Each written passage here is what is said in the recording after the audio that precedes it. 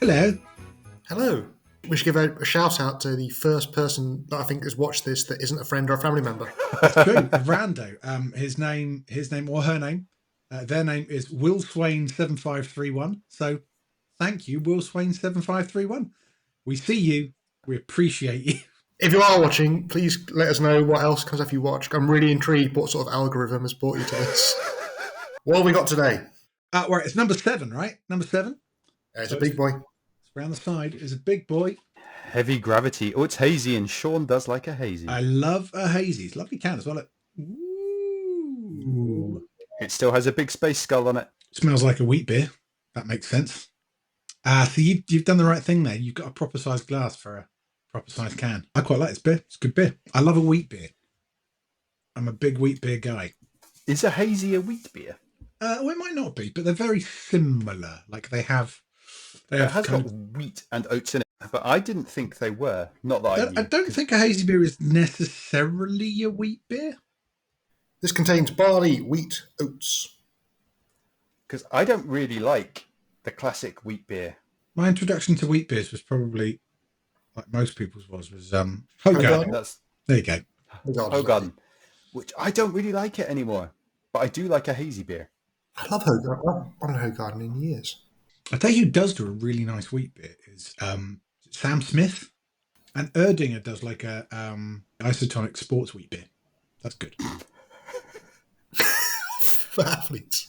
There's not enough sports-oriented alcohol out there. Well, just think, you've done your Tough Mudder, you've run your 10K, you've gone over all obstacles, you're knackered, your electrolytes are shot, you know. What you need is a delicious, nutritious sports beer.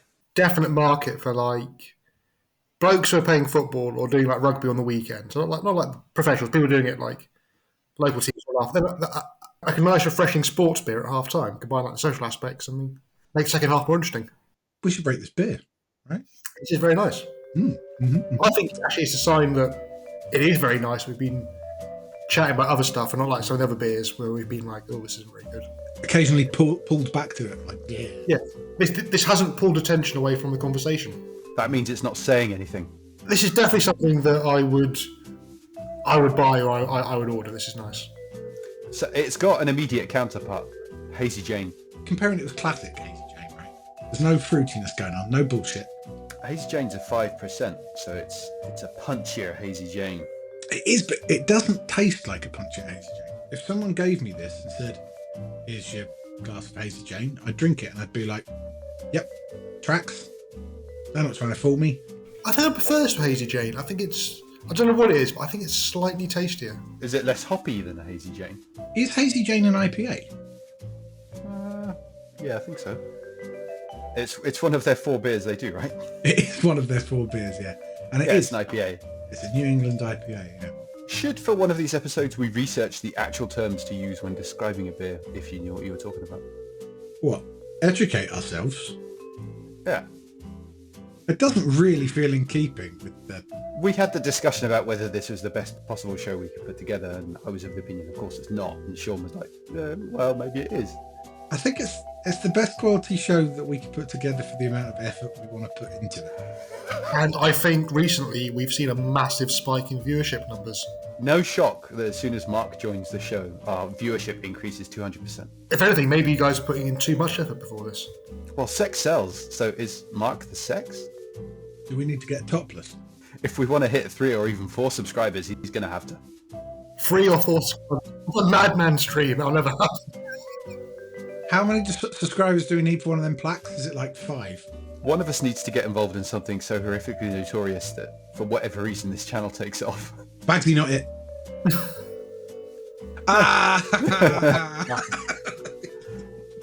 All right. Go and do a murder, you. We need likes. I'll do the murder, and I'll say the clues for the reason why are in the Kazure episodes, and then it'll get watched to death. And just before I do it, we'll monetize it, and then when I come out of prison, we'll be minted. Well, we're going to give most of our money to whoever wrote that music for the da-da-da-da-da-da-da. That's where all our profits go. I'll pop that person. That's genius! Of course, if he now, she now, they now die tomorrow, you just said you're going to do it. then maybe we can get the benefits of people watching the hell out of the show. And then it's proven I didn't do it, because no way am I proactive enough to go and do that the next day. No, that's true. You'd want to plan it, and even then, I mean, Yeah, this is the kind of thing I commit to and then realise I have to do in about 6 months. we do ideas. We don't do. The fact we're doing this is a fucking miracle. Anyway, where are we placing this beer? One of either side of Hazy Jane, right? Because it's basically the same beer, and that's that's a good thing. I love hazy beers, and Hazy Jane is relatively high up. I would put it, I think, just under the Hazy Jane. I would put it just over the Hazy Jane, just to be controversial. Ooh, do I have to make the decision here? It's not that controversial, but I'm feeling Hazy Jane is a bit more long-term drinkable. It's established. It's proud. Although it does have a crap can, actually. Compared to this can, the Hazy Jane can's rubbish. Look at it. Yeah, no, flip that. Actually, it's just above Hazy Jane, only because Hazy Jane needs a better can. Because it's got the standard Brewdog design. Scrolling back through the list, Beavertown definitely spank Brewdog on can design. But Brewdog can do good cans. That's why Wingman is at the top. And that King Crusher's got a pretty cool can.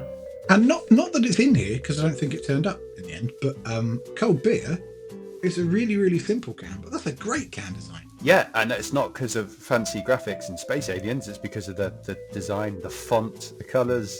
Everything's so retro and wonderful. So it can do it. It twerks nostalgia vibes in me for a decade that I wasn't born in. The 70s that I wanted to be a part of. 70s Americana. Riding around on big chopper bikes. Alright, so there's 2 people voting it just above Hazy Jane. Oh wait, no, I've never seen The Lion King, so also one above The Lion King. Well, you can do one, because Lion King is great. So I agree with Mark. I think it should go in between Hazy Jane and the Lion King. What's that to the right of the Lion King? Tectonic plates. Oh, of course, how foolish of me. That was during our scientific era. If it wouldn't screw your image up, I would say go for like Hazy Jane and then this on top. Because I think if you're having one, they're quite interchangeable and very much be to like what strength of beer do you want. I agree with you. They're like, but purely on the can. That's what tips it, I think, for me. Yeah. Have you ever set out review criteria like taste, aesthetic, kind of like? See previous statement around lowest amount of effort we can put in. Done. Bosh. Same bat time, same bat channel tomorrow, and we will slot this in between playing lots and lots and lots of Darktide. Whoop whoop. Oh yeah, tomorrow's bonus Darktide Day. Got a lot of gifts from the Emperor that I need to use on Heretics. For the Emperor. For the Emperor.